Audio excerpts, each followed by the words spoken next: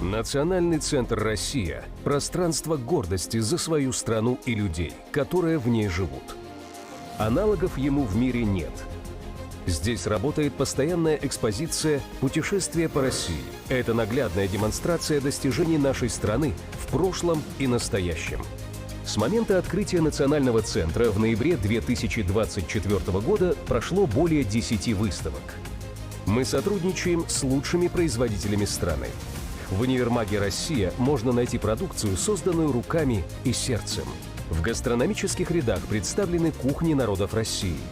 Через вкус можно многое узнать о стране, ее традициях и культуре. Национальный центр – это сотни культурных, образовательных, деловых и международных событий, важных для всего мира. Мы соединяем сердца на первом, единственном в мире свадебном фестивале. Это бережное сохранение традиционных семейных ценностей.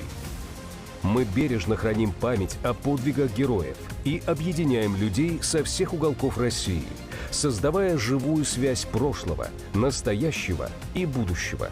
Особое внимание уделяем молодежи и развитию их профессиональных навыков.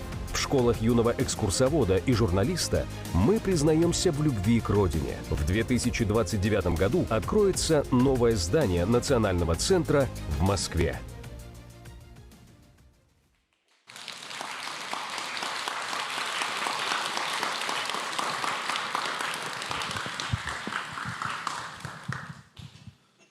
Дорогие друзья, я вас всех приветствую. И мы здесь сегодня собрались, чтобы обсудить волшебные сказки.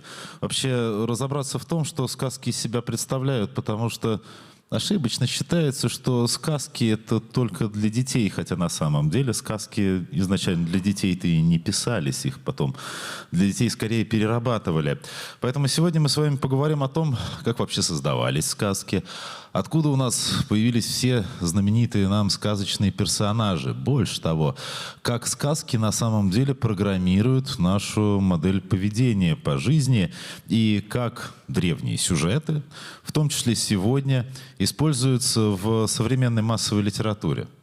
В конце мероприятия вы еще сможете задать вопросы нашим сегодняшним участникам. И, кстати, для вас предусмотрены подарки от наших партнеров и спонсоров. Это «Эксмо» издательство и издательство АСТ. А сегодня со мной в этом обсуждении будет участвовать Ирина Скугарь, литературный блогер, филолог и писатель. Ася Занегина, литературовед, историк философии, преподаватель кафедры истории литературы и журналистики Московского университета имени Грибоедова. И Ульяна Нижинская, филолог, писатель, исследователь тайных смыслов сказок и ведущий авторской программы «Изнанка сказок» на радио «Серебряный дождь». Ну что же, давайте начнем с первых наших вопросов. И первый вопрос, я думаю, я задам Ульяне. Ульяна, вот смотрите, сейчас же часто мы говорим о сказках как о неком детском чтении, но ведь это же совсем не так. Сказки действительно писались не для детей. А вот почему вообще в принципе такое случилось? Как мы начали воспринимать сказки как исключительно детское явление? Все верно. Спасибо, Николай, за этот вопрос. Сказки действительно изначально сочинялись не для детей, а взрослыми для взрослых. И ученые говорят, что своими корнями сказки уходят в первобытные времена. Вот только тогда они были даже не волшебными историями, а мифами и обрядами. Приведу пример короткий. Сюжет о Змее Горыныче, который вечно крадет царевин.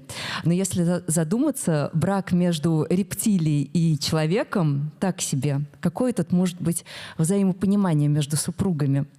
Оказывается, в древности многие народы, которые жили у воды, верили в водяного бога, хозяина всех вод, в том числе и дождя, змея.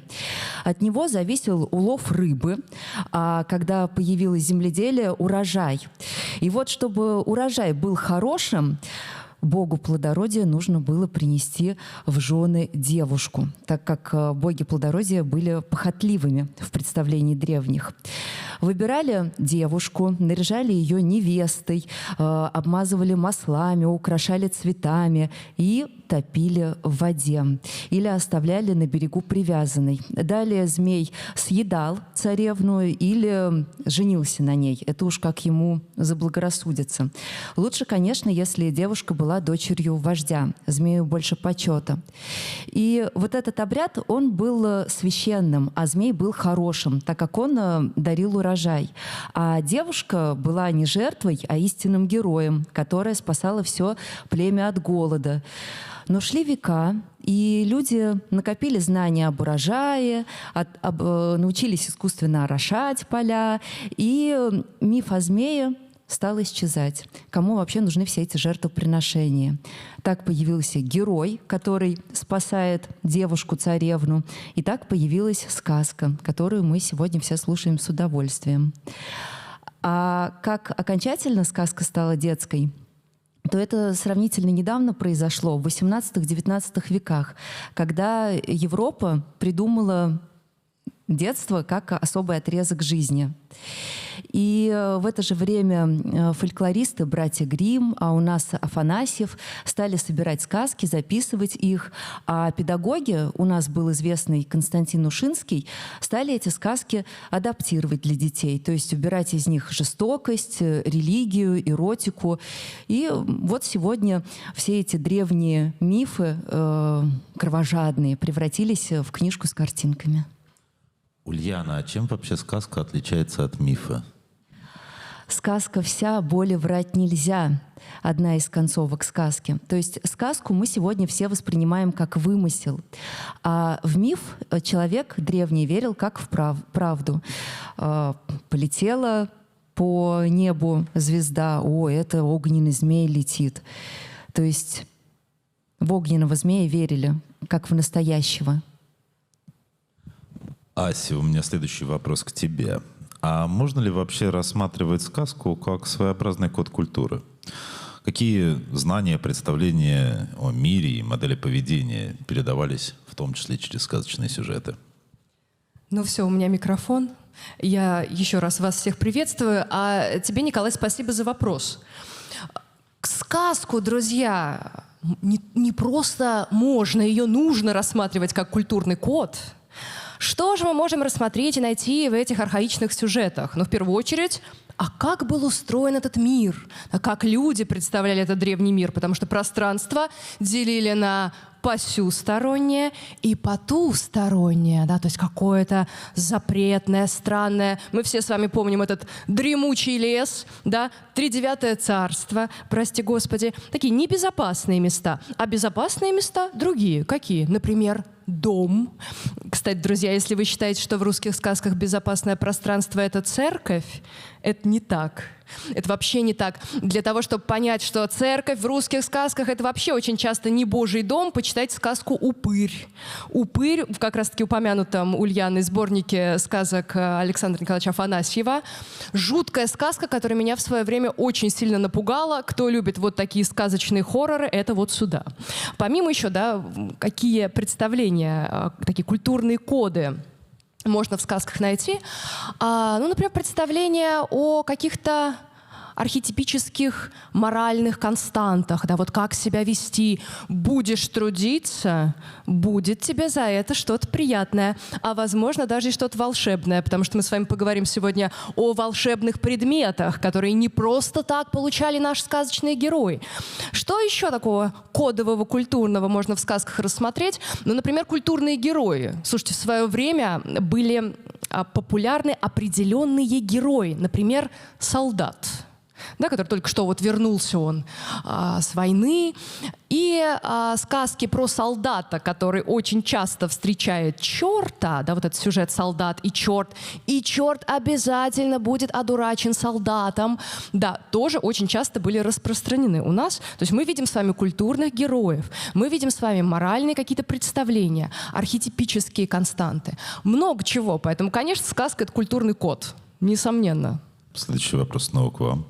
Вот смотрите, если мы разбираем классическую волшебную сказку, то у нее ведь существует определенная универсальная структура. Об этом еще Владимир Проп писал. Вот по какой причине герой обязательно должен уйти из дома, пройти испытания, вернуться назад изменившимся? Очень хороший вопрос. Ответ очень короткий и длинный одновременно. Дело в том, что действительно классическая волшебная сказка имеет свою универсальную структуру. Герой уходит из дома, проходит испытания и возвращается другим. И эта структура отражает древний обряд инициации, посвящения подростков во взрослую жизнь. В древности каждый подросток должен был пройти такое испытание, чтобы получить право на брак, право голоса на собрании рода и племени.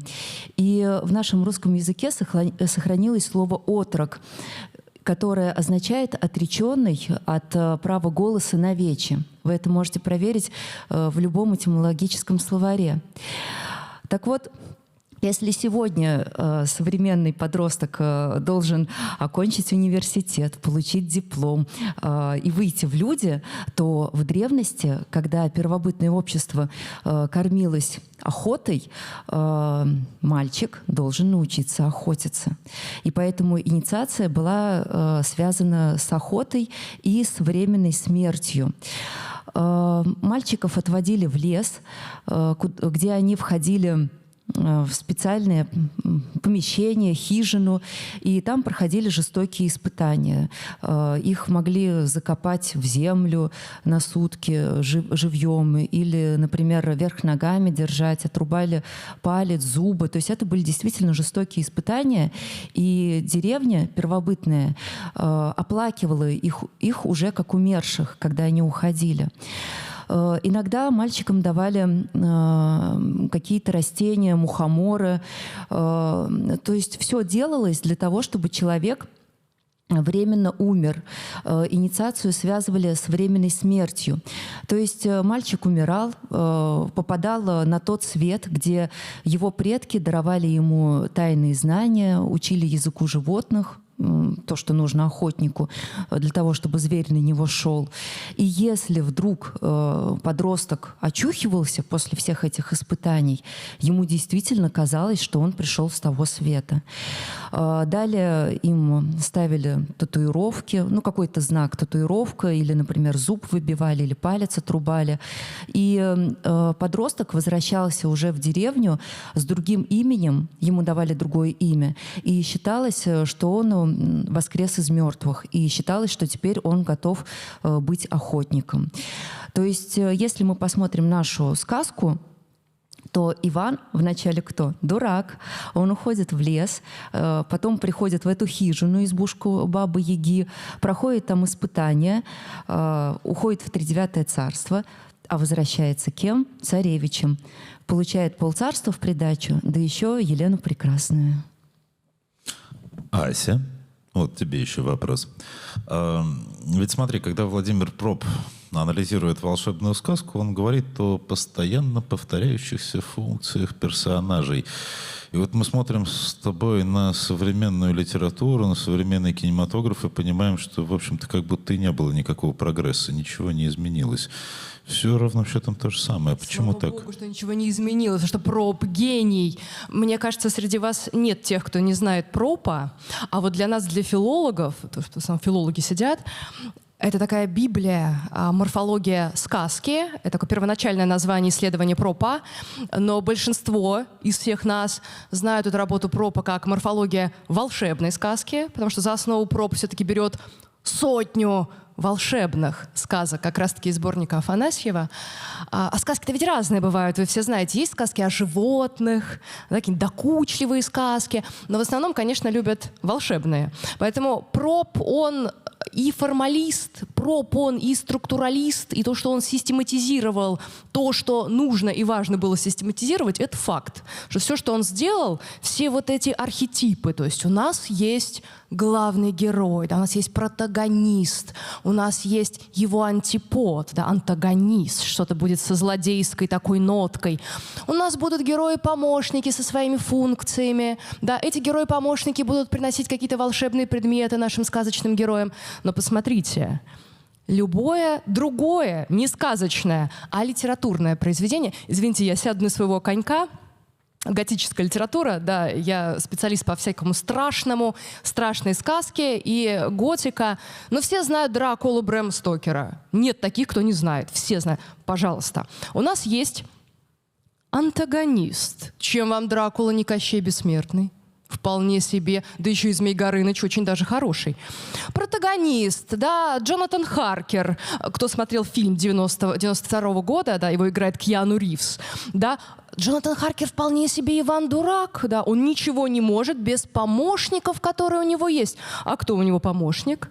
Абрахам Ван Хельсинг. А у Ван Хельсинг, чем вам не Баба-Яга? Вполне себе. Только у Ван Хельсинга не какие-нибудь там скатерти-самобранки, да, а что у него? Обладки, всякие чесночки, да, осиновые колья и так далее. То есть я к тому, что схему, которую сделал Проб, схема архетипов и их функций, вполне себе ляжет на любой литературный или кинотекст, неважно какого жанра. То есть, условно, та же готическая литература, она очень архетипична, и готические архетипы вполне себе согласуются с проповскими. Так что то, что сделал Проб в 28 году, это же будет 28 года, знаете, насколько она современна вот даже сейчас. Что в литературе, что в кино. Да. Ирина, у меня теперь к вам вопрос. Вот смотрите, когда у нас вообще народная сказка становится авторской, и что в эту сказку приносят там Пушкин, Андерсон, братья Гримм, другие авторы? Вообще народная сказка становится авторской в тот момент, когда там появляется образ автора. То есть когда она фиксируется и из устного народного творчества переходит уже в письменный вид. Тогда уже сказка становится привычной сказкой, к которой мы привыкли. И плюс писатели от себя добавляют что-то новое в сюжет и добавляют психологию героя. И с этого момента сказка уже начинает считаться авторской. Неизменным всегда в сказке остается это какой-то костяк народной традиции, герои-помощники, плюс это зачин, завязка, ну и все то, что мы обычно привыкли видеть в сказке. Это всегда остается неизменным. Если мы говорим конкретно про авторов, это, ну, например, Пушкин, он что делает? Он народное творчество переводит в поэзию и создает из сказок красивые поэтичные произведения. Если мы говорим, например, про Ершова, то Ершов у нас создает острую сатиру на государственную власть и добавляет туда еще веселый русский колорит. Если мы говорим про Андерсона, то Андерсон изначально писал сказки не для детей, а для взрослых. И у него сразу же в сказках такой начинается уже где-то более динамичный сюжет, живые диалоги персонажей, а не, ну, то есть ты, когда читаешь сказки Андерсона, ты понимаешь, что это было написано не для детей, а для взрослых. И если их разбирать там более глубоко, то там на самом деле такой достаточно глубокий смысл. А вот у меня тогда вопрос для всех участников дискуссии. Если бы вам нужно было выбрать одну сказку, без которой, ну, на ваш взгляд, просто невозможно понять русскую культуру, то что это была бы за сказка? Начну с себя. «Колобок». Почему? Колобок есть и у других. Джонни Пончик. Вот. А большой жирный блин у немцев. То же самое. Маленький клёцко у венгров. Все так. Но только у нас «Колобок». Слушай, на самом деле... Его круглость — это национальная идентичность. Это цикличность, да, годовая, цикл года. Николай, вообще очень хороший вопрос. И очень сложный. На самом деле, такой же вопрос однажды задали Николаю Холодковскому. Кто такой Николай Холодковский? Это лучший переводчик Фауста Иоганна Гёте. Если вы не знаете, в чем перевод читать Фауста, читайте в переводе не Пастернака, а Холодковского.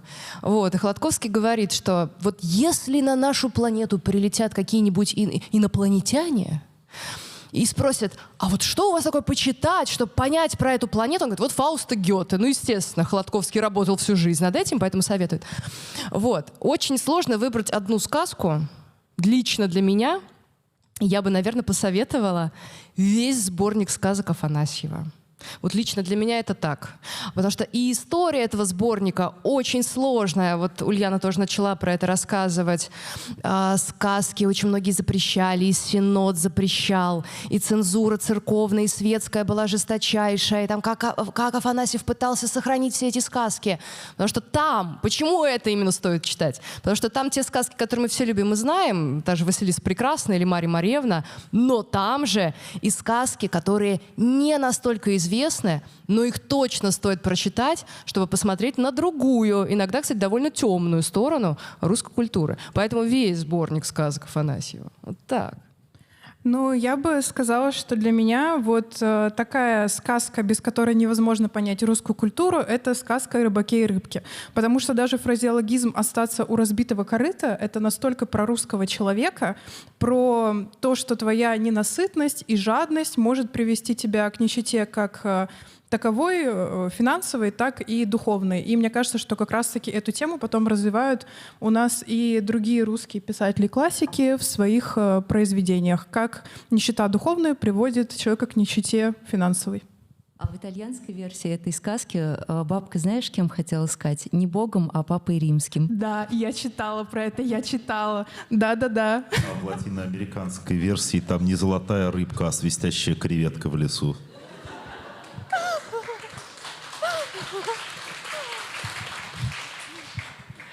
Моя, что ли, очередь? Ну, я вот думала, и мне нравятся гуси-лебеди, там реально много символов. Кисель, поминальное блюдо, молоко и так далее.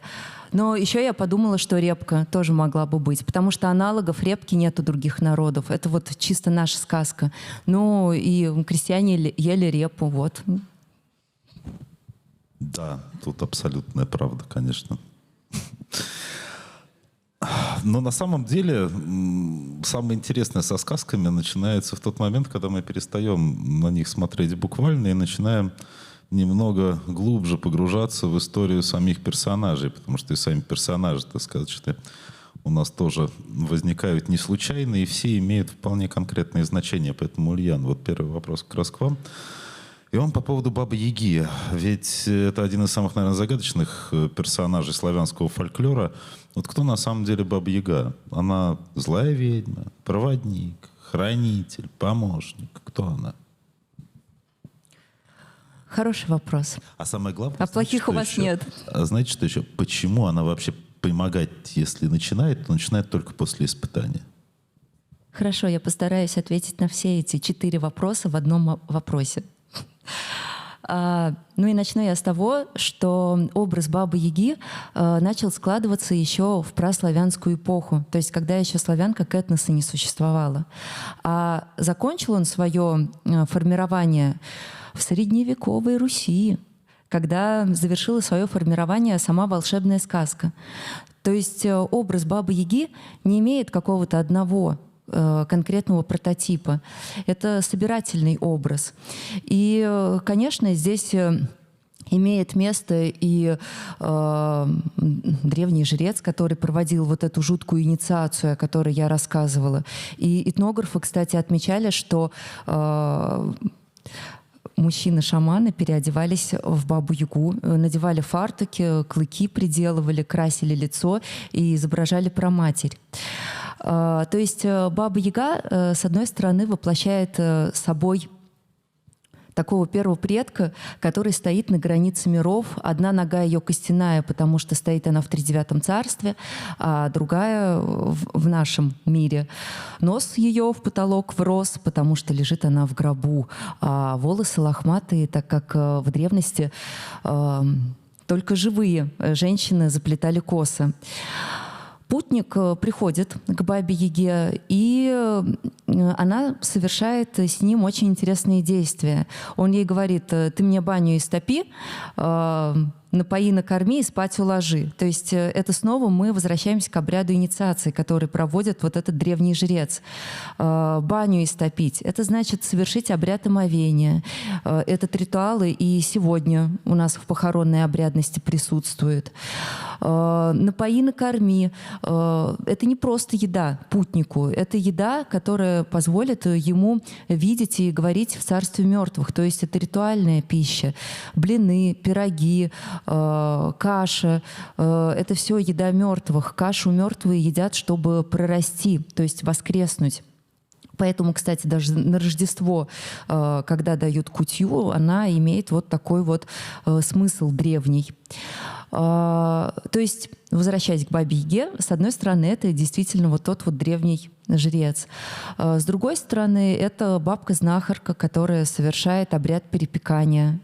Все, наверное, помнят тот момент, когда бабушка хочет зажарить ребенка. И это вовсе не кулинарный рецепт, это как раз отголоски вот этого древнего обряда. Если ребенок рождался недоношенный или больной, а его нужно было как-то доносить, то его относили этой бабке, она его заворачивала в тесто ржаное, оставляла дырочки для носа и для рта и засовывала такой пирожок или сосисочку в тесте в протопленную, но не горячую печь.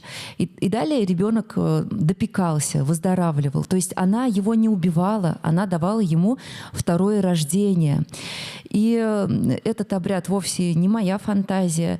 Его наблюдали... О нем знали немцы, венгры, поляки, и единичные случаи даже встречались во время Великой Отечественной войны в деревнях. И вот расскажу коротко случай очевидца. Он рассказывал, как перепекали его братца Коленьку. Коленьке шел 6-й месяц, а был он ребенком худосочным и крикливым. И врачей в селе не было. В деревне собрался консилиум из бабушек. Посмотрели и поставили диагноз: на нем сушец. И прописали лечение — перепекать. Что и делала матушка Коленьки. В итоге ребенок выздоровел и дожил до глубоких седин. То есть вторая ипостась Бабы Яги — это вот как раз бабка-лекарка. Ну и третья, я просто назову 3 популярных самых. Есть такая гипотеза, что Баба Яга имеет отношение к хетской жрице смерти, которая помогала душам умерших перейти в загробный мир. Вот в целом, уже исходя из этих 3 гипотез, мы видим, что это очень сложный персонаж, очень многослойный и древний, и привязывать ее только к одной какой-то роли невозможно. Спасибо большое. Спасибо. Ася, тебе же я задам вопрос по поводу места обитания этой замечательной Бабы Яги. Ну, смотри, уж не просто дом, а дом почему-то еще и на курьих ножках. Вот что вообще значит эта избушка на курьих ножках? Почему она поворачивается? И почему так крайне странно выглядит? Слушайте, я не знаю, у кого как, но я когда была маленькая, во дворе у меня была детская площадка, и там был игрушечный домик Бабы Яги. Вот у кого был такой, поднимите, пожалуйста, руку. Ага, то есть вы уже с детства все знали, как попасть в загробный мир, да? Все понятно. Да, ну уже я здесь Америки не открою, да, но если только я скажу, что избушка Бабы Яги — это вход в рай. Ну, конечно же, нет. Нет, это, конечно, то самое загробное царство, иной мир.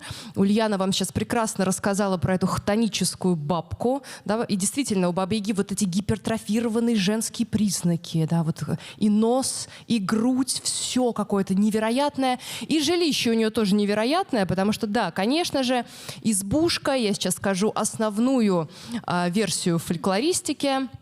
Да, это такой вход в загробное царство, и те самые курьи ножки нас отсылают к особым столбам, да, на которые устанавливали домовину, да, то есть гроб, да, вот такое погребальное устройство, да, для захоронения. А вот так у нас все очень весело и легко, но, честно говоря, что интересно и что еще указывает на вот такую загробную сущность Бабы Яги и вообще, собственно, ее жилища, это прослеживается в сказках всем вам известных, в частности, Василисе прекрасной. Наверняка вы помните этот момент, когда кто-то из героев приближается к избушке на курьих ножках. Баба-Яга обязательно что-то такое говорит. Там, фу-фу-фу, русским духом пахнет. Да? Ей неприятно, потому что фу-фу-фу. Что это значит? И на это еще внимание, кстати, обратил Проб, уже сегодня не раз упомянутый, что Бабе-Яге, поскольку она вот такая пограничница, она и не здесь, и не там, а точнее и здесь, и там, и в посюстороннем, и в потустороннем мире, но все-таки больше как будто бы даже мертвец, и похож на труп. Ей неприятен запах живого человека.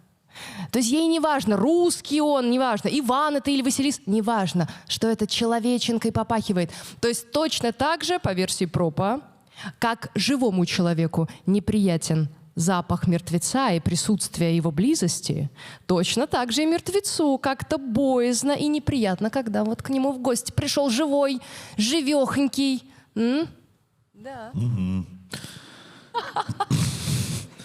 Голубчик. Ульяна, да, у меня к вам теперь вопрос. Смотрите, а вот... А можно я еще дополню? Да, конечно. Дело в том, что еще почему курьи ножки-то? Потому что первобытные гробы не были похожи на современные. То есть у нас сегодня как-то все грустно, просто черная коробка. А раньше с фантазией это люди не в Уганде, подходили. знаете ли, там какие гробы делают? Все позавидуют. Но это сколько денег, наверное, стоит? Столько Не такой гроб. дешево. Ульян, а расскажи, Буду копить. Я очень хочу, чтобы ты рассказала эту Про историю. древние гробы? Курьи ножки, которые окуривали. Нет, это я не расскажу. Жаль. Я расскажу о том, что первобытные гробы не были похожи на наши современные. Их делали в образе тотемного животного. То есть каждое племя верило, что его прародителем является какой-то зверь, птица. И этот тотемный зверь съедает человека, когда он умирает. Или уносит на себе, на своих крыльях в потусторонний мир. Отсюда, например, гуси-лебеди, которые Иванушку уносят на крыльях, или сказка «Нильс и дикие гуси». И даже, например, у даяков был зафиксирован такой обряд похоронный. К мертвецу, к его спине привязывали курицу, чтобы она на своих крыльях унесла его душу в город мертвых. Вот. И, соответственно, гроб делали с тем животным, которому поклонялись. Вот, например, в океане ученые находили гробы с изображением акул, а там хранились тела жрецов. В мифах североамериканских индейцев есть избушки со змеями, волками. Ну вот, а у нас курьи ножки, видимо, потому что курочка несет золотые яички, солнышки. Ну и вообще, кстати, есть сказки, где не курьи ножки вовсе, а стоит избушка на бараньих рожках. И кто знает вообще, какие версии избушек до нас не дошли, потому что сказки стали собирать лишь в XIX веке, когда эта культура стала отмирать. И многие этнографы даже сталкивались с тем, Зеленин писал, пришел он в деревню, договорился, чтобы его впустили в вот этот вот круг, чтобы послушать сказки, а там он услышал графа Монте-Кристо. Ну, то есть сказка такая была уже. Это вот конец XIX века. Вот, поэтому неизвестно, какие избушки еще были, помимо курьих ножек. Вот об этом я хотела сказать. Это хорошо. Всё. Спасибо. А я хотел спросить все-таки про этого, про Кощея Бессмертного. Почему вот он всегда однозначно воспринимается как злодей? Или есть какие-то другие интерпретации этого образа? И самое главное, почему у него так сложно спрятана смерть? Но здесь снова я человек, который сегодня будет затирать про обряды и про всякую вот эту вот жуть. То, что Кощей прячет свою смерть в ином предмете, это очень сильный, мощный, интереснейший мотив, потому что в первобытные времена многие люди действительно использовали этот обряд прятания души. Человек шел к шаману и говорил: «Хочу долго жить». И тот спрашивал: «Хорошо, куда ты хочешь спрятать свою душу? Может быть, в быка, в дерево, в бровь слуги, в глаз жены». Человек, например, выбирал дерево. И отныне считалось, что пока стоит дерево, то жив и сам человек. Звучит, конечно, надежно, как швейцарские часы, если не вспомнить про молнии, дровосеков и жуков-короедов. Вот. И, соответственно, этот обряд прятания души был зафиксирован у многих народов, у африканцев, у малайцев, у бурятов, эскимосов. В Индонезии, например, переселение в другой дом считается мероприятием опасным. Поэтому жрец на время прячет души всех членов семьи в мешок. Вот такая история. И вот этот обряд, получается, лег в основу многих сказок разных народов мира, потому что двойники Кощея есть, например, и в Индии. Там злой колдун прячет свою смерть в зеленом попугае, и пока жива птица, вот этого злого колдуна не победить. Но больше всего мне нравится Кощей в мифах североамериканских индейцев, где Кощей девушка. Ее зовут женщина, ставшая медведем. Перед сражением она вытаскивает все свои внутренние органы, прячет их, идет, бьется, победив, приходит к тайнику и возвращает печень, селезенку, желудок, все на свои места. Это вот такой Кощей тоже есть. Вау. Ирина, а у меня к вам теперь вопрос. Вот смотрите, мы по злодеев поговорили, а вот почему нам так нравится Иван-Царевич, Иван Дурак и вот прочие все герои-путешественники? Какие у них такие есть качества, которые до сих пор остаются актуальными? Ну, кроме того, что они нерешительные и сами ничего не могут сделать. Ну, я, кстати, хочу поспорить с тем, что они не могут ничего сделать, потому что у них есть, мне кажется, у всех главный навык. Они умеют договариваться, а еще они очень искренние и добрые. И это любого современного читателя, мне кажется, привлекает. То есть сейчас, когда мы смотрим на Ивана Дурака, мы не считаем его глупым, мы просто его глупость считываем за искренность. Ну, по крайней мере, я так считаю. Мне кажется, что это очень искренний персонаж. Почему ты смеешься? Я поддерживаю, я поддерживаю. Продолжай. Хорошо. Я считаю, что это очень искренние персонажи, и персонажи, которые не боятся ошибаться. И всегда во всех сказках они у нас в начале, как уже, в принципе, говорили до этого, как говорила Ульяна, у нас персонажи проходят какие-то испытания. И вначале они у нас одни герои, а в конце уже совершенно другие личности, которые прошли определенные испытания и у которых произошел внутренний рост. И это, несомненно, привлекает всех современных читателей. Да, видите, а еще это, конечно, польза от занятий нетворкингом. Теперь вопрос для всех спикеров у меня. Смотрите, вот есть лес, река, клубок, печь, волшебный конь, прочие разные атрибуты из этих сказок. Какие символы чаще всего сейчас неправильно воспринимают современные читатели? Да все неправильно. Даже живую и мертвую воду? Даже клубок. Все думают, что это GPS, а это нить судьбы. Ну, это да. Этой нитью судьбы владеет Баба Яга точно так же, как и Мокош владела. Или так же, как и в Древней Греции Мойры плели нить судьбы, а в Скандинавии Норны. Кто там еще? Конь. Ну, Конь. давайте я не буду отнимать хлеб у других. Ну, ты потому что главный специалист среди нас. Вот. К твоему вопросу тоже возвращаясь, что не понимают? Да. Вот я тогда скажу про те, которые устарели и очень архаичны. Например, ступа и пест. Ну, вы, например, точно знаете, что у нас Баба Яга, у нее есть метла, но не только, у нее же есть ступа, а пестом она погоняет. Что такое пест? Вот кто сейчас знает, что такое пест? Не то, что символ, даже реалию, да, можно не понять, да, то есть специально палка, в которой в ступе что-то там могли растолочь. Причем, что интересно, пестом она погоняет, а метлой что она делает? Она заметает следы. Баба Яга у нас, вот, кстати, подскажите, как главный специалист, я не помню сказки, где Баба Яга летает на метле. То есть она заметает следы. Чисто метлы не было. Вот. То есть у нас западноевропейские ведьмы рассекают на метле, а Баба Яга следочки, да, заметает. Вот, то есть про архаику. И знаешь еще чего могут не понять? Да и мы тоже, специалисты, сидим. Есть очень интересная группа сказок, на мой взгляд, одна из самых интересных. Это не про Бабу Ягу, не про Кощея, а про отвлеченные понятия. Про горе, про лихо. Лихо одноглазое, помните? Это же не просто персонификация чего-то жуткого. Это вот это лихо, долюшка русская, вот это хтоническая, депрессия вот такая древнерусская, своеобразная. Сказки про горе и про лихо тоже в каком-то смысле надо и пояснять, хотя сейчас я про это говорю и думаю, а они прям поближе, да, это прям балабановщина у нас уже какая-то, да? Ага. Они вневременные. Ну, я от себя хочу добавить, что я согласна во всем абсолютно с девочками, что, мне кажется, все символы воспринимаются неправильно и неправильно понимаются современными читателями. Ну, даже, например, если мы говорим про лес, то лес — это не место, где можно потеряться, не просто какая-то темная чаща, а это царство мертвых. Да. Портал, Еще портал в подтверждение. царство мертвых. Портал. То есть еще не царство, Да. но портал. Портал, да, портал в царство мертвых.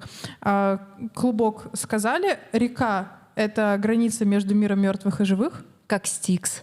Да. То есть у нас какая в сказках бывает? Огненная, смородина, Калинов мост там еще. И, кстати, многие думают, и я тоже в детстве думала, какая интересная река Смородина. Наверное, это компот из черной смородины. Но оказалось, по одной из версий, которая, мне кажется, наиболее оправданной, что река Смородина так называется от слова «смрад». В сказках часто в ней какие-то туши убитых, там головы Змей Горыныча валяются, туши убитых воинов, поэтому там вот такой смрад творится. А Калинов мост снова же не от калины ягоды, а от слова «калить», «накаливать», потому что мост этот над огненной рекой. Все. Спасибо большое. А мы тогда перейдем с вами дальше, потому что нам же интересно смотреть на то, как фольклор влияет в том числе и на современную литературу. А в современной литературе у нас по-прежнему один из самых популярных жанров — это жанр фолк-фэнтези. И здесь можно даже вспомнить одного из, в общем-то, прародителей этого жанра, Джона Рональда Руэлла Толкина, который писал свой «Властелин колец» вообще не как развлекательное произведение.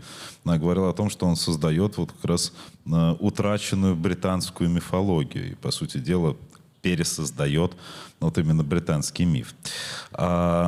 Мы увидели, что действительно фолк-фэнтези за последнее время очень популярно. И вот у меня вопрос для Ирины. Если объяснить простыми словами человеку, который никогда не сталкивался с этим жанром, что такое фолк-фэнтези и почему он настолько популярен? Фолк-фэнтези — это сейчас современный жанр в литературе, в котором у нас оживают, по сути, все наши любимые герои и персонажи мифов, сказок. Только из этих новых историй уходит абсолютно вся детскость, наивность, и появляется какой-то исторический антураж, логика и захватывающий сюжет. Как правило, это достаточно мрачные истории, которые, наверное, этим и привлекают, потому что за счет эстетики фолк-фэнтези и стал настолько популярен за последние, мне кажется, 5-6 лет. Если мы берем начало фолк-фэнтези, такого прям его бума, как 2020 год, когда это произошел бум фолк-фэнтези в ТикТоке, то за это время прям появились отдельные блогеры, которые снимают про фолк-фэнтези, отдельные фандомы, а такого раньше не было. И я думаю, что фолк-фэнтези сейчас настолько популярен, потому что он оживляет наш культурный код. Читая фолк-фэнтези, мы как будто бы еще больше сближаемся со своими корнями, с родиной. И если мы читали Толкина, то для нас это было про что-то такое далекое, эльфы, орки. То сейчас, когда мы читаем современную литературу в жанре фолк-фэнтези, для нас это все вот как будто бы про нас, про нашу жизнь, про наших каких-то героев из мифов и любимых сказок. Ась, а тебе теперь вопрос. Смотри, какие элементы традиционных сказок, они вот легко переносятся на современную литературу, а какие вот наоборот требуют переосмысления? Ну, что легко перенести? Да, опять-таки, к пропу мы сегодня будем неоднократно обращаться. Проб как раз про то и пишет, что сюжетная сказочная завязка заключается в какой-нибудь беде. Вот есть у нас беда, которую нужно разрешить главному герою, как-то из нее выпутаться. То есть вот из структуры очень легко можно перетянуть и этот мотив беды, потому что в мотиве беды у нас заключен квест. А квест для литературы, что современный, что новейший, что стародавний, очень важный элемент. Вокруг него, по сути, все приключения наших геройских героев и вертятся-крутятся. Можно взять легко, перенести каких-нибудь архетипических, опять-таки, героев, на какого-нибудь мудрого наставника или того же какого-нибудь антагониста. Другое дело вот с чем и интереснее, с чем сложнее. А сложнее, вот знаете, уже с какими-то моральными категориями, потому что в сказке все как будто бы довольно просто. У нас есть черное, есть белое, да, есть хорошее, есть плохое. А все-таки современная литература, да и в принципе большая литература больше любит серую мораль, да, и если чаще всего в сказках у нас все-таки речь идет об нашем протагонисте, то есть главном герое, сейчас и в современной литературе, начиная где-то с века с 19-го, с романтизма у нас во главу угла ставят антагонистические мысли. То есть какого-нибудь плохиша, неоднозначного, антигероя ставят во главу угла с его вот этой вот самой серой моралью. Ну и что самое главное, есть расхожее мнение, но это, кстати, не так, что во всех сказках все заканчивается хорошо. Ну, в большинстве может быть. Но есть действительно, где и конец очень плохой. Это я к тому, что вот как будто бы в сказках все заканчивается хорошо, у нас все, кто-то воцаряется, дурак становится царевичем, да, у него богатство море. Нет, бывают сказки, которые заканчиваются плохо. Я вам одну такую приведу. Она есть в сборнике Афанасьева. Интереснейшая сказка, и она очень похожа на известную новеллу Вашингтона Ирвинга «Рип ван Винкль». Это тот человек, который написал «Сонную лощину», легенду о сонной лощине. Вот. А сказка о чем? Русская сказка. Жили-были два друга. Один друг пообещал другому, что вот кто из нас первый женится, обязательно пригласит его на свадьбу. Ну так вышло, что один из друзей умер раньше, второй женился, но помнит про это обещание. И, в общем, у него день свадьбы. Свадебный кортеж, ну ты знаешь эту сказку, естественно, проезжает мимо кладбища, и наш жених... Ну я же обещал-то другу пригласить его. Ничего страшного, что он мертвенький. Постучусь-ка я. Он стучится к нему в могилу. Могила, как в сборнике Афанасьева указано, расплылась. Выходит мертвец и говорит: друг, как хорошо, что ты меня не забыл. Заходи ко мне, выпьем по стаканчику винца. Я как будто анекдот рассказываю, но это не анекдот, друзья. Наш главный герой спускается в эти чертоги кладбищенские, выпивает стаканчик вина, проходит 100 лет, а он не знает.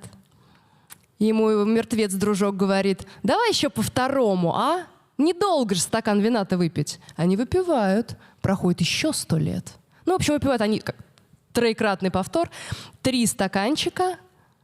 Выходит наружу наш женишок, кладбища нет, все вокруг поменялось, ни свадебного кортежа, и деревеньки его уже нет, там дома совершенно другие. Ну, в общем, заходит он в церквушку, и местный батюшка ему рассказывает: ба, так 300 лет прошло, дружок. Была, говорит, такая история, в каких-то домовых книгах он там порылся. Да, говорит, 300 лет назад была у нас здесь в деревне история, жених во время свадьбы пропал. А вот невеста замуж за другого вышла. Все, вот вам и хороший конец в сказке. Нет, русские сказки частенько заканчиваются нехорошо, поэтому я к тому, что вот ты спросил, как перенести сказочные константы на что-то современное, да вполне себе легко перенести. И вот такие неоднозначные концовки и открытые финалы. Да. Спасибо. Ирина, теперь к вам вопрос. А вот смотрите, какие книги автора сегодня формируют наибольший интерес к славянскому фэнтези? И какие сюжеты и персонажи особенно востребованы у молодой аудитории? Я не могу не упомянуть Лию Арден с ее книгой «Мара и Морок». Мне кажется, даже не надо объяснять. Все про нее слышали, я думаю, из наших зрителей и из моих коллег. Я все-таки считаю, что именно с «Мары и Морока» пошел какой-то тренд на славянское фэнтези, по крайней мере, в социальных сетях. Потому что и до Лии Арден, конечно же, писали славянское фэнтези, но, на мой взгляд, именно она добавила в него вот какую-то такую горячую любовную линию, которая привлекла внимание молодых девушек, в частности, и про эту книгу стали очень активно говорить. Плюс именно в этом произведении очень необычная и наверное, даже привлекающая внимание эстетика, потому что благодаря ее эстетической части как раз-таки она получила столько внимания со стороны зрителей. Книга стала популярна где-то в 2020 году, когда был ковид, все сидели дома, и блогеры как-то запустили тренд на то, чтобы снимать перевоплощения в Мару и в Морока. И это настолько сильно завирусилось, что книга продается огромными тиражами и по сей день выпускается не только как проза, но и как комиксы. Ну, в том же «Эксмо». Я просто сама читала, я знаю, о чем говорю. Поэтому да, это не только проза теперь, но еще и комиксы. И я бы еще выделила помимо Лии, наверное, Надю Сову. Может быть, кто-то из вас читал ее цикл книг «Ладный мир». Надя — современный автор, она выпускается вот тоже на данный момент. У нее вышла книга новая «Сажа. Тихий шаг». И Надя очень интересна в таком, наверное, в эстетике такого мрачного фэнтези рассказывает про нашу, опять же таки, славянскую мифологию. У нее книга, которая завирусилась, больше всего, это «Станция лиха». Она ее выпустила в 2017 году. Там история про то, что девушка едет в метро, засыпает и оказывается вместо Москвы на какой-то загадочной станции, где начинают происходить какие-то определенные странные вещи, к которым она явно была не готова, просто находясь, опять же таки, в метро.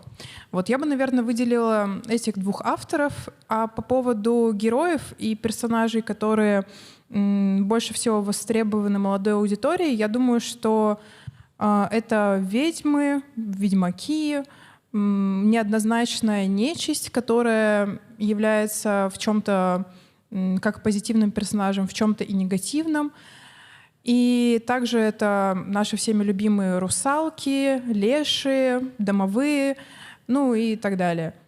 Я думаю, что современного читателя в первую очередь привлекает в современном фолк-фэнтези то, что там появилась очень такая достаточно активная романтическая линия. И помимо того, что ты ознакомливаешься со славянской мифологией, ты еще также погружаешься в интересную любовную линию, и однозначно это привлекает внимание. Спасибо большое. Ульяна, у меня теперь к вам вопрос. Смотрите, а что происходит со сказочными персонажами вообще в современной культуре? У нас же очень часто случается такое, что, например, главным героем становится Баба-Яга. Или там Кощей Бессмертный. Вот с чем вообще, в принципе, это связано? Но это связано с тем, сейчас я отвечу. Современное, то есть вы имеете в виду, что можно как-то по-другому вопрос? Не совсем понимаю. Ну, я имею в виду, смотрите, не только современные сериалы, современные книги. По сути дела, это можно наблюдать не только на сказках, это можно наблюдать даже на вселенной комиксов. То есть раньше у нас культурным героем всегда, соответственно, был положительный персонаж. Если у нас делали комиксы, у нас комиксы обязательно делали про Бэтмена или про Супермена, ну, то есть того, кто есть выразитель функции культурного героя. Я поняла. То есть, если сейчас у нас идет внимание в том числе к тем, кто никогда не был культурным героем, то есть к отрицательным персонажам. Что у нас Джокер становится главным персонажем, что у нас берут, например, Бабу-Ягу как главного персонажа, если мы говорим про фолк-фэнтези. Да я поняла уже. Да? Можно было короче. Можно, но не вышло. Теперь у меня мысль ушла. Ну ладно. Но я думаю, что, да, действительно, если мы возьмем классическую сказку, то там герой действует, злодей препятствует, а помощник помогает. Но в современном мире, в 20 веке, начиная с 20 века, все поменялось. Ну, не начиная с 20 века, ладно, мы говорим про сказки. Но сегодня все поменялось. И, наверное, причина в том, что в психологии, в психоанализе, в Юнге, который сказал, что злодей внутри нас, а тень — это часть нашей личности, и с тенью не надо бороться, а ее нужно как-то интегрировать. И отсюда действительно после вот этих вот открытий Юнга рассказывать сказки, где зло — это просто зло, стало интеллектуально неэтично. И появились, вот, как вы говорите, Джокер, кто там еще, Малефисента. То есть нам теперь не интересен просто злодей. Классическая сказка не задается вопросом, какие были психотравмы у Бабы-Яги, что она вот такой стала, почему у нее теперь одна нога-то костяная. Она умерла же просто. Ну, это же не все знали. Это мы сейчас с вами вот узнали. Вот. Но это и не лечится. Но классическая сказка не задается вопросами, почему Кощей Бессмертный такой злой. А современный человек вот с этой всей психологией, ему теперь интересно, почему злодей вот стал злодеем. Что такое вот было в детстве у Кощея Бессмертного, что он вот таким вот стал вот чудаком. А все потому, что в мифологии нет возраста. И, по сути дела, если мы будем говорить про мифологию, Баба-Яга никогда не была ребенком, Кощей никогда тоже не играл в песочнице. Вот. Но начиная с 20 века, с психоанализа, вот со всей этой истории, фокус сместился на злодеев. То есть мы видим сказки некоторые, рассказанные глазами злодеев. Спасибо. А теперь у меня вопрос ко всем участникам дискуссии. Как вы думаете, вообще, в принципе, интерес к славянскому фольклору — это какая-то временная тенденция или это уже устойчивый тренд? Я считаю, что это уже устойчивый тренд. Я думаю, что этот тренд будет только закрепляться, и фандом будет расти, развиваться, потому что то, что я вижу сейчас, за 6 лет славянское фэнтези стало настолько уже, наверное, популярным жанром в России, по крайней мере, что появилось очень много авторов, которые об этом пишут, и я думаю, что и дальше это сохранится и будет развиваться, и будет еще больше читателей. А я хочу соединить твой вопрос с психотравмами Бабы-Яги. Да, соединить несоединимое, почему бы и нет, хотя очень даже соединимое. Действительно, тренд большой, и не только в нашей культуре, то есть не только в нашей культуре, интерес к нашей культуре. Если вам интересны психотравмы Бабы-Яги, смотрите франшизу «Джон Уик». Кто понимает, о чем я? Джон Уик, да, у нас в исполнении опять Киану Ривз, у нас белорус, да, у него есть прозвище Баба-Яга. Почему? То есть американское кино использует один из главных наших сказочных архетипов, да, в качестве такого прозвища вот этого супергеройского героя, который, по сути, вполне себе Баба-Яга. Он опять-таки и не живой, и не мертвый. Он опять-таки такой пограничный, он все время балансирует, он такой сказочный, необычный. И, кстати говоря, кто из вас еще не смотрел Джона Уика, там, я не помню, что это, там несколько просто частей, там есть фантастическая сцена, где Джон Уик, вот этот геройский герой, в одной из библиотек он сражается со своим врагом. С помощью чего бы вы думали? Я вижу, здесь есть мои зрители, молчите, вы знаете. Друзья, он, извините, мочит своего врага сборником сказок Александра Николаевича Афанасьева. Как он это делает? Лихо, потрясающе. Очень советую посмотреть хотя бы ради этой сцены. Книга Афанасьева еще никогда не была в такой переделке. Поэтому да, тренд здорово.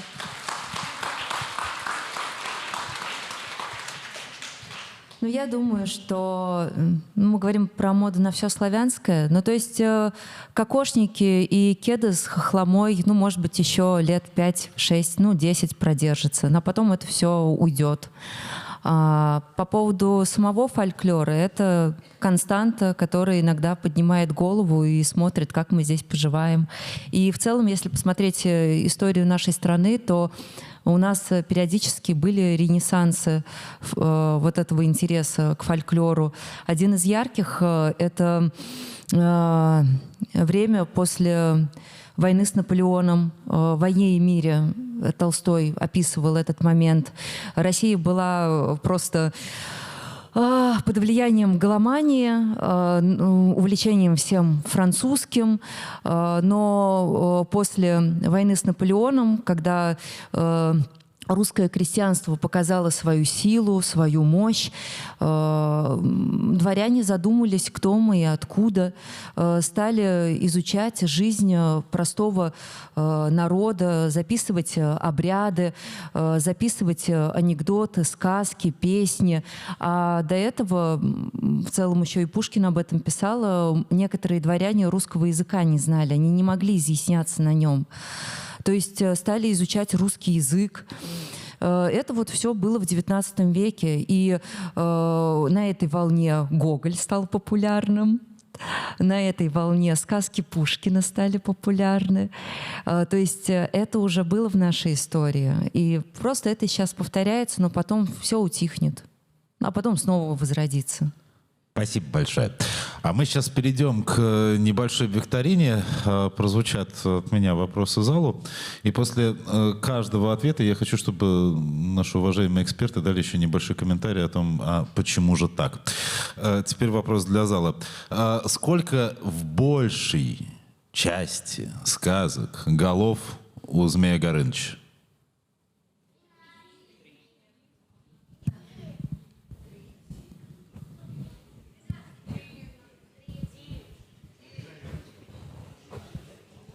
От 3 до 12, да, варианты. Ну, все верно, от 3 до 12. А почему? Ну, потому что 3 самое маленькое число. И по тому, как развивалась культура, человек учился считать, так и до 27 голов, кстати, есть еще варианты. И 39 есть. Прекрасно. То есть я должна сейчас говорить правильно или нет? Не, неправильно ли это? Комментарий давайте, почему именно так. Ну, то есть все верно, и 3, и 12, и 9 да. еще. Хорошо. Какой водой сначала пользуются для оживления героя? Все верно, мертвый, да. Единогласно, смотрите-ка. Ну, чтобы раны срослись, нужно сначала мертвый. Слушайте, у меня есть забавный комментарий. То есть, если его сразу живой напоить, он вскочит и начнет орать. Это разные куски, значит, вскочат. Да, это какой-то сюжет для слэш-хоррора. Коля, подожди. Есть очень интересная сказка, опять-таки, из сборника Афанасьева. Мы все знаем про живую и мертвую воду, а есть сказка, она вот, к сожалению, без названия, потому что у Афанасьева они пронумерованы. Короче, там один колдун идет на свадьбу, как-то зачаровывает там молодых и берет в пузыречке кровушку у невесты и у жениха. И потом у него главный герой спрашивает: а зачем ты взял у них кровь? Говорит: да я хочу их умертвить, но их, конечно, потом будет легко воскресить. У него спрашивают: ну как же воскресить? Говорит: а вот в левом пузыречке у меня кровь невесты, а в правом пузыречке у меня кровь жениха. И вот если пяточки у жениха и невесты разрезать и влить им обратно эту кровушку, то они у нас воскреснут. Вот так. Так что не только живая и мертвая вода, в русских сказках есть еще и пузырьки с кровью. Да. Прекрасно. Хорошо, тогда еще один вопрос. А кто первым встречает героя на пути в лесу? Чаще всего.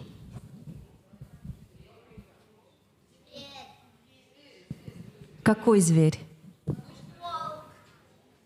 Волк, верно. А еще кто? Скажи, не стесняйся. Скажи. Давай. Иди сюда, голубчик. Где там баба? Ну, это, да, это животное, как правило, это волк бывает. А почему? Это самое главное. Потому что, ну, если мы возьмем... Блин, это долгий рассказ. Опять рассказывать? Интересно ж всем. Ну ладно. Помните сказку «Иван-царевич и серый волк»? Поднимите руки. Просто... Слава Богу. Просто однажды я рассказывала аудитории, которая не знает этой сказки. Вот. И дело в том, что эта сказка снова же про инициацию, и это мужская сказка. Волк был в древности тотемом мужчин. Это был мужской символ.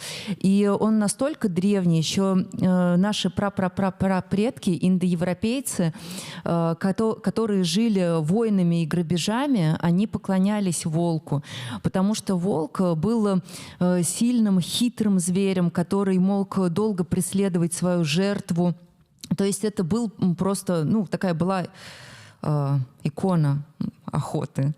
Вот. И поэтому ему поклонялись. И если говорить славян, то, например, западные славяне, лютичи, у них как раз вот их прозвище по имени тотемного зверя — лютый волк. И, соответственно, волк в этой сказке, он проводит инициацию.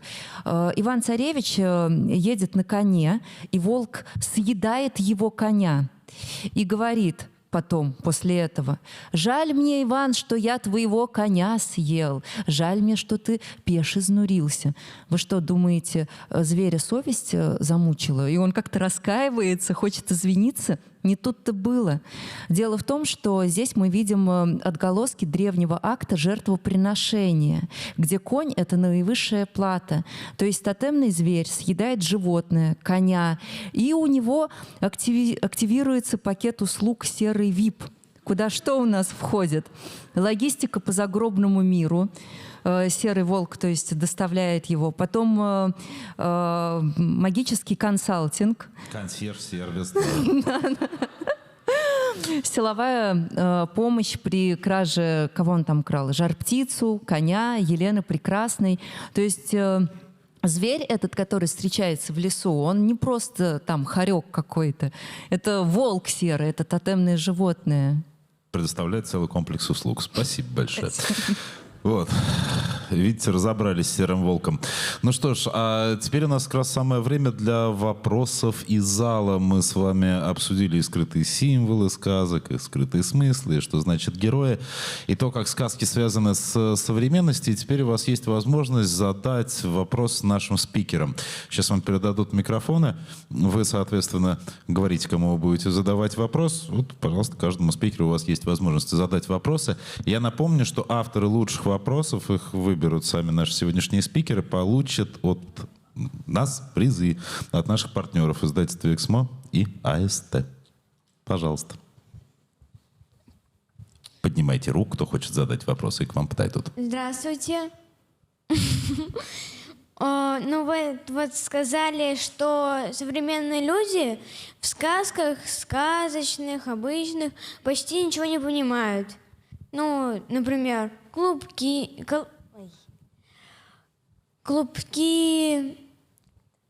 клубок, лес. Вот. И что нам делать теперь? Вообще эти сказки не читать? Или...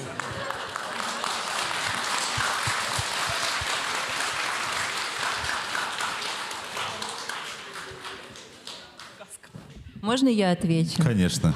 Ну, сначала вы покупаете вот книжку Ульяны Нижинской «Недетские сказки. Тайные смыслы народных текстов». Прочитываете ее, здесь все символы, все описано. А потом берете книжку. За сказкой. Хорошо, еще вопрос. Здравствуйте. У меня вопрос к Ульяне. Я хотел узнать, во многих сказках часто фигурирует число 3. И я хотел узнать, это вот особенность исключительно русских сказок или сказок вообще, и почему вот это вот 3 носят какой-то сакральный, что ли, характер, или, ну, или вообще, в принципе, четные числа. То есть вот в чем заключается смысл вот этих чисел и конкретно числа 3? А где человек вот находится? Здесь. Вот здесь, а то я слышу голос, и я не пойму откуда. То есть голос отсюда идет, а все, я поняла. Почему число 3? Вообще число 3 есть и в других сказках, и это не чисто наша такая русская черта наших русских сказок. Есть много разных теорий. По одной из них был такой французский антрополог Леви Брюль, и он исследовал народы, которые находились на первобытной стадии развития. И вот он заметил, что туземцы считают 1 предмет, 2 предмета. А когда видят 3 предмета, то, вернее, много предметов, говорят 3. То есть 3 в первобытном сознании означало много. И сказки наши очень древние, сегодня я об этом говорила, они как раз восходят к первобытным временам. И цифра 3 в этих сказках является таким средством усиления. То есть у Змея Горыныча 3 головы. То есть он настолько страшный, то есть у него много голов. А герой главный дрался со Змеем Горынычем 3 дня и 3 ночи. То есть он настолько сильный богатырь, что вот очень много времени он бился. Вот поэтому число 3, оно часто повторяется в сказках, и не только в русских народных, но и в других. И это такое средство усиления, которое означает «много». Все. Ульяна, еще вопрос. Ага. Уважаемые спикеры, спасибо в первую очередь за выступление. И меня в этом плане зацепила особенно Ася и Ульяна насчет архетипов современной сказки, современных сюжетов истории книг. И касаемо именно «Войны и мир», а именно с тем, что какой тогда архетип будет у Андрея Болконского. Я в спиче от Ульяны заметил, что он будет по-своему Кощей Бессмертный, вверяя дубу, по сути дела, свою жизнь. И с этим же вытекающий из этого вопрос, какая сказка тогда у сюжетной линии Андрея Болконского? С положительным концом или с отрицательным? Спасибо за вопрос. Спасибо. Я сейчас вспоминаю про Андрея Болконского, да, я читала «Войну и мир». Но Ростова не за него вышла замуж, она за Пьера Безухова вышла. У нас какой-то, знаешь, «давай поженимся». Давайте рассмотрим визитки Кощея Бессмертного и Андрея Болконского. Что между ними общего? Деньги есть? Есть. Известность есть? Есть. Кстати, Кощей Бессмертный — суперизвестный герой. Помните этот эпизод, когда Марья Марьевна говорит Ивану Царевичу: не ходи в подвал, там... Он, конечно, заходит, он у нас умный парень. Вот, и видит, что висит Кощей Бессмертный, он его сразу узнает. Так, известность есть, деньги есть, силушка есть. Любви у них у обоих есть. нету. А вот любви ни у того, ни у другого. Хотя, знаешь, у Болконского, в отличие от Кощея, есть сердце, потому что Кощей у нас, обратите внимание... Эгоистичное сердце. Да. Да. Бессердечный и бездушный. Вот, кстати, ни в одной сказке о Кощее нигде вообще даже не сквозит никакое подобие любви. У Болконского сквозит ли? Не да знаю. Нет, тоже эгоист. Да нет, начинает сквозить, когда он ранение получает.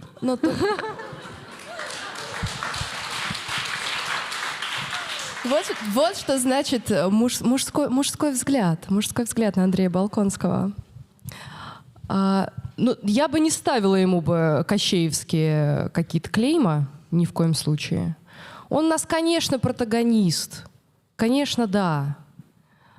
Но протагонистов в «Войне и мире» очень много. И я к тому, что, в принципе, проповскую теорию вот так вот прям на литературу, да еще и на романные тексты перетягивать можно, но всегда с оглядкой. Я думаю, что все-таки Андрей Болконский — это герой, который в начале романа один, а потом он меняется. То есть у него свои посвящения были. Вот эта вот война, небо над чем там, над Аустерлицем или Стерлицем. Аустерлиц. Вот. То есть это, мне кажется, классический герой, который проходит свое перерождение через временную смерть. То есть все-таки это не Кощей Бессмертный. Натянуть Кощея Бессмертного на Андрея Болконского. Это вот интересная мысль. Запомним этот вечер. Но вопрос очень хороший, Слава интересный. богу, что не на князя Ипполита там. А мне понравилась параллель с дубом, кстати. Классная. Добрый вечер. Большое спасибо за такую сказочную беседу по-настоящему. Меня вот интересует такой вопрос. А какие вот для всех участников самые недооцененные персонажи или герои для вас? И вот чем они интересны? Но чтобы вот ответить на вопрос «самые недооцененные», это же надо понимать, кто недооценил. А сейчас так сложно в мир, когда у каждого Люди. свой мир. Общество. Нет, вот именно для вас. Кого я недооценила? Нет, вы наоборот его оценили, а вот люди его не заметили, понимаете? Вот я, например, все время, когда смотрел «Золушку», мне там нравился одна очень маленькая чашечка, а ее почти никто не замечал, понимаете, в чем дело? Вот о том же самом вопрос.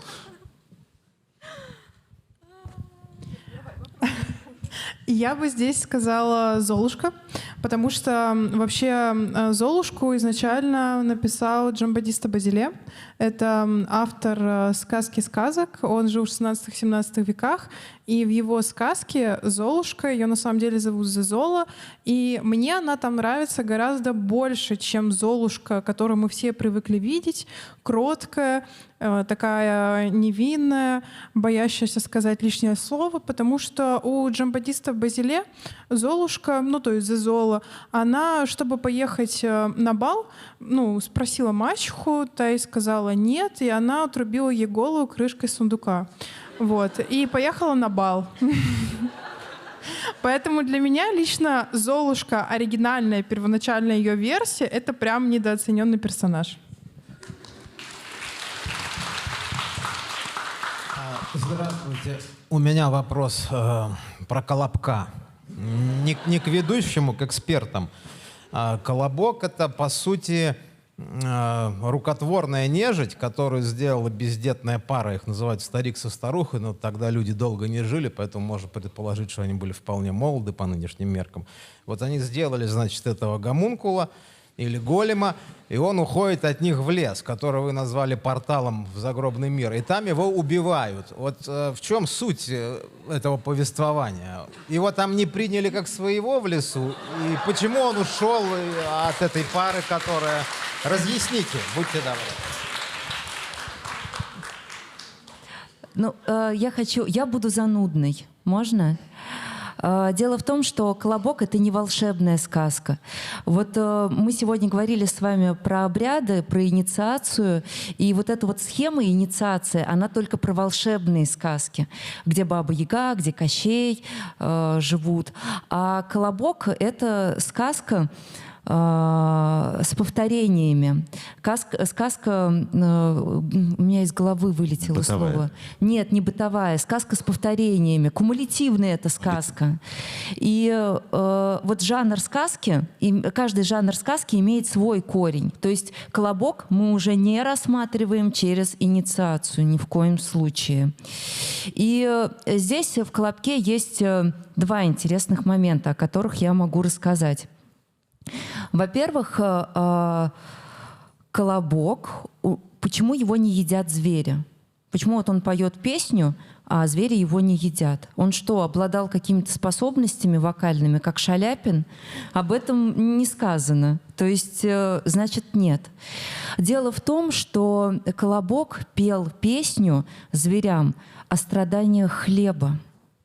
В древности сочиняли такие песни о страданиях пшеницы, о страданиях конопли, то есть о страдании всего, из чего делают хлеб. И считалось, что вот эти вот песни, которые передают историю, что сначала человек сеет зерно, потом это зерно всходит, потом жнут, в снопы собирают, потом молотят в муку, а потом еще и в адской печи запекают хлеб. Считали, что хлеб столько страданий проходит, что он может любую нечисть победить. И в славянском фольклоре есть даже такие сказки, где хлеб побеждает нечисть. Так вот, значит, если коротко пролью свет, звери не едят колобка, потому что он поет им древний заговор о страданиях пшеницы. Потом еще какой есть интересный момент. Колобок этот не простой, а колдовской. Он по коробу метен, по сусекам скребен. И в традиционной культуре, то есть он поскребыш, колобок — это поскребыш. А в традиционной культуре поскребышем называли и последний хлеб, приготовленный хозяйкой, и последнего ребенка, которого женщина рожала. То есть ее чрево соотносилось с квашней, в которой она замешивает тесто и выпекает детей, которые выходят из нее. И, соответственно, последний ребенок назывался поскребушем, потому что она соскребала все свои последние жизненные силы для него, как тесто для последнего пирожка. И последний ребенок в семье, в традиционной культуре у славян считался, обладал он магическими способностями. То есть он мог даже остановить град или чертей там изгнать. Вот. То есть колобок, то есть наш не просто какой-то хлеб, который катится, а он еще у нас и магическими способностями наделен. И что еще могу интересного сказать, что сам его ход, выход из дома, Господи, напомните, как он вышел. То есть он с подоконника прыгнул на пол, покатился к выходу.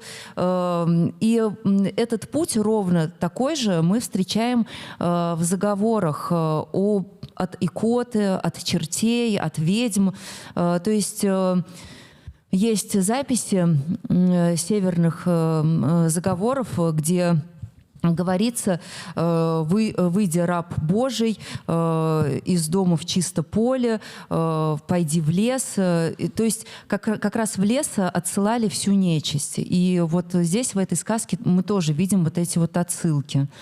То есть сказка «Колобок», итог, вывод какой я могу сделать, это сказка, которая впитала в себя древние верования в поскребышей, в магию, и которая воспроизводит как раз вот эти вот магические тексты о страдании пшеницы. Вот. Спасибо. Спасибо. Да, вот там еще вопрос. Можно мы спросим про сказку «Курочка ряба»? Мы ее с детьми читаем, и когда мышка разбила яйцо, то, что хотели дед с бабой, они продолжают плакать. И вот меня дети спрашивают, что происходит, а я как бы пока не придумала, что им ответить, почему они продолжают грустить, хотя получили, что хотели. Я скажу 3 версии этой сказки, расшифровки. Спасибо за вопрос. Это на самом деле одна из любимых моих сказок и расшифровок. Первая версия заключается в том, что начать я хочу с того, что мы эту сказку знаем не в оригинале. Ее в XIX веке переписал Константин Ушинский, педагог, который выпускал свою книгу «Родное слово». И по этой книге учились все дети. А оригинальная версия «Колобка» звучит совершенно иначе. Расскажу версию, записанную со слов архангельской бабушки, где после того, как колобок, яйцо разбилось, об этом яичке нищий стал плакать. Баба рыдать, вери хохотать, тын побутусился, двери рассыпались, дьячок перебил все колокола, а поп порвал книгу. И, вероятно, это книга «Библия». А в другой версии, воронежской, девочка-внучка удавилась после того, как услышала, что яичко разбилось. То есть, кстати, в украинской версии этой сказки, эта сказка называется «Мировое горе». То есть получается, что оригинальные тексты «Курочки рябы» звучат совершенно иначе. И там мы видим действительно мировое горе, трагедию. Фольклорист Аникин рассматривает эту сказку как абсурд. Народ высмеивает паникеров. Вот яичко разбилось, а много шума из-за ничего. А другой исследователь Топоров говорит: нет, это вовсе сказка не про абсурд. Эту сказку нужно рассматривать через мотив разбитого яйца. Многие народы в древности верили, что мир возник из яйца, которое снесла гигантская змея или гигантская птица.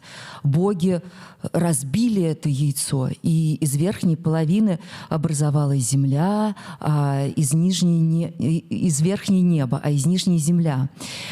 Поэтому дед и баба не могут разбить это яичко, потому что они не боги, а обычные люди. Вот они и плачут.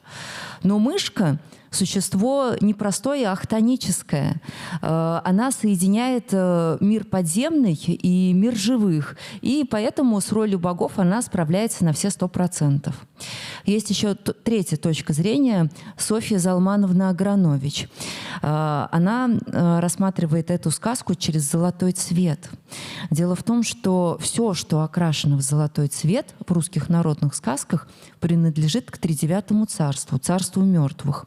Свинка золотая щетинка, конь златогривый, жар-птица — все это предметы загробного мира.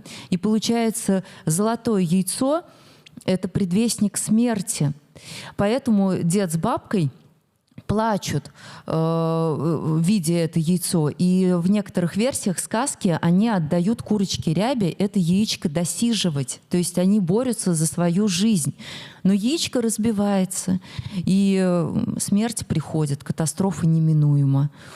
Вот такая история. Сказка коротенькая, а говорить о ее тайных смыслах можно очень долго. Спасибо за вопрос.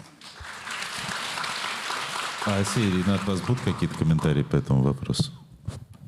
Какие-то комментарии по этому вопросу будут тоже?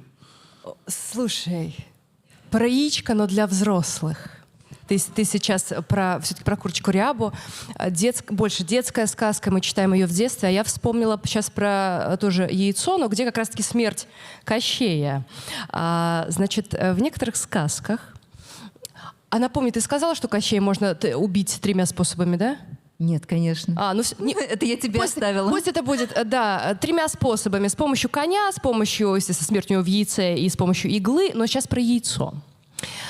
В некоторых сказках, когда смерть Кощея находится именно в яйце, Иван Дурак у нас не просто дурак, он садист.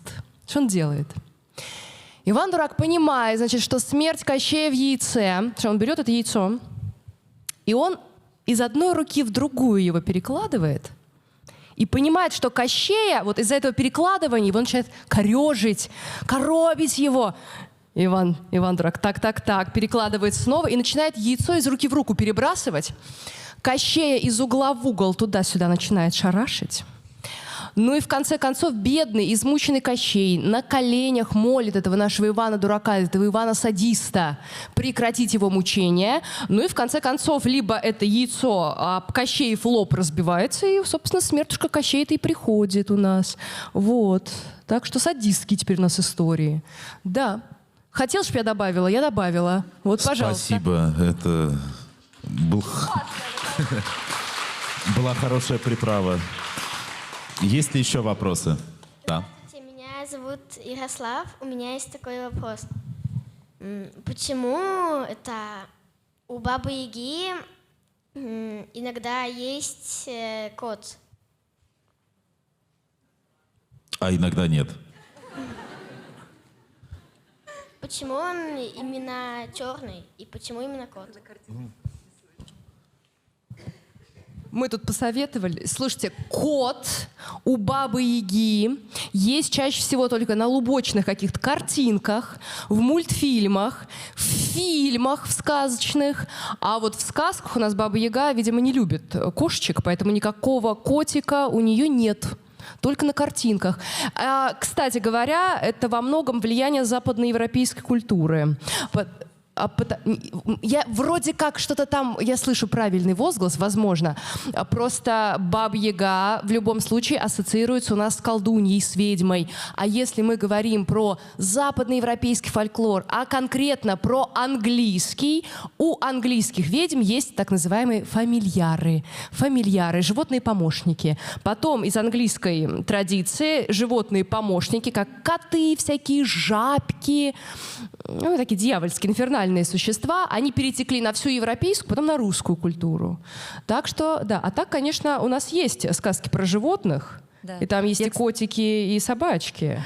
Но это уже совсем другая история. Я вот просто хочу сказать, что Баба-Яга, если говорить про животное, вот какое у нее животное, это лошадиный череп. И есть даже некоторые сказки, где вместо головы у нее лошадиный череп. Вот, поэтому, да, действительно, котиков не было, отдадим это Инстаграму, а вот лошадиные черепа, да. А, кстати, что еще хочу сказать? Вот про эти картинки про котов. Это как русалка на ветвях сидит. Все изображают ее с хвостом, а славянские русалки ходили на 2 ногах на самом деле. Ну все. Спасибо большое. Еще вопросы? Я бы хотела продолжить тему с Бабой-Ягой. Все-таки Баба-Яга не однозначный персонаж. И почему все-таки она имеет в русской культуре, особенно в современной русской культуре, негативный оттенок?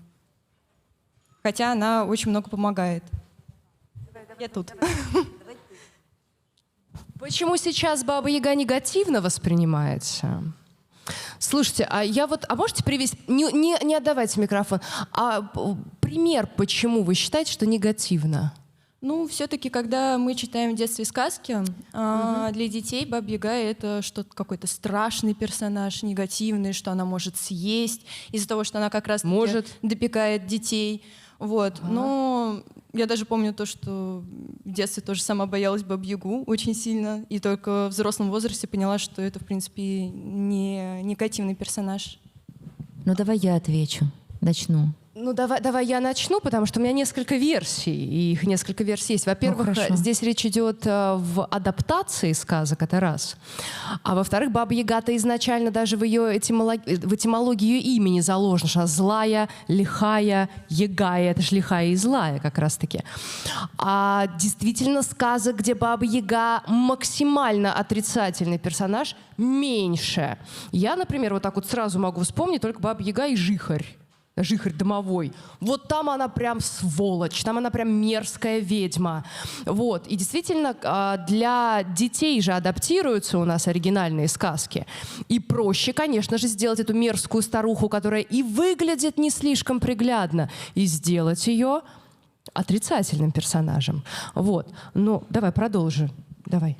Ну, я думаю, что одна из причин — это, я уже говорила, что Баба-Яга — древнейший образ, то есть она непосредственно связана с язычеством, с языческой обрядностью, и есть предположение, что она также была связана с Мокушью, то есть богиня, женская богиня Макоши, которую долго христианство не могло искоренить из нашей культуры. Даже в XVI веке священники спрашивали у женщины, не ходила ли ты поклоняться Макоше. То есть вот настолько это было прям сильно. Потом Макошу переделали в Параскеву Пятницу. Вот, то есть... А сама Баба-Яга в сказках-то осталась. А чего с ней делать? Ну, исказим мы ее. И получился вот такой искаженный образ Бабы-Яги. Это первое. Ну и второе, так как она была связана с женщинами, а любая сильная женщина, которая стоит на пороге миров, она уже выглядит подозрительной. Поэтому вот такую женщину нужно было сделать истинной злодейкой. Но если мы посмотрим, любовь к Бабе-Яге возвращается, и ее современное общество принимает за ее такую многослойность. Она отражает такую свободную женщину, которая живет в лесу одна, ни с кем жилплощадь не делит, хочет — съест тебя, хочет — клубок подарит. В общем, такая self-made woman. Поэтому сегодня мы видим новое перерождение Яги, как мне кажется. Спасибо большое. Сейчас прогресс идет во всех направлениях, мир стремительно меняется. А может ли быть сказка современной? Ну, чтобы не добрый молодец и не печка, а школьник и микроволновка. Спасибо большое. Дорогие друзья, это последний у нас вопрос. У нас очень мало времени осталось, поэтому давайте покороче отвечаем. Ну, я, наверное, начну, девочки подхватят. Про микроволновку я, конечно, сомневаюсь, но у нас сказки сейчас снова обрели популярность как раз-таки в жанре фолк-фэнтези. То есть там все та же наша славянская мифология, только в современном мире. В современных наших городах там современные персонажи, у которых есть телефоны, они пользуются техникой и так далее. Просто они оказываются в обстоятельствах, в которых присутствуют какие-то нечистые силы. По поводу микроволновки, мне кажется, что все-таки нет. Я бы хотела такую сказку почитать. Я бы Может, хотел напишешь? прочитать сказку про тостер, но, к сожалению, пока еще никто не написал. Не суй туда пальчики, голубчик, да? Да-да. Хорошо. Тостер, который Это, соблазнял знаете, это детей. что-то вроде Григория Остера, что-то же вроде школы ужасов и вредных советов. Вот это вот, в это сюда. Современный фольклор. Ну что ж, друзья, всем огромное спасибо. Сегодня мы попытались с вами окунуться и в исторические корни волшебной сказки. Поняли, что все эти вещи, они были придуманы не случайно, что они находят отражение и в нашем дне до сих пор. И, по сути дела, сказки живут рядом с нами. Спасибо вам огромное за то, что были сегодня здесь. Спасибо огромное нашим спикерам. Не расходитесь, мы сейчас вручим книги победителям, те, кто задал лучшие вопросы. И хотел бы сказать, что 13 августа мы встретимся здесь же, на этой площадке, для того, чтобы поговорить о современной драматургии. Всем огромное спасибо.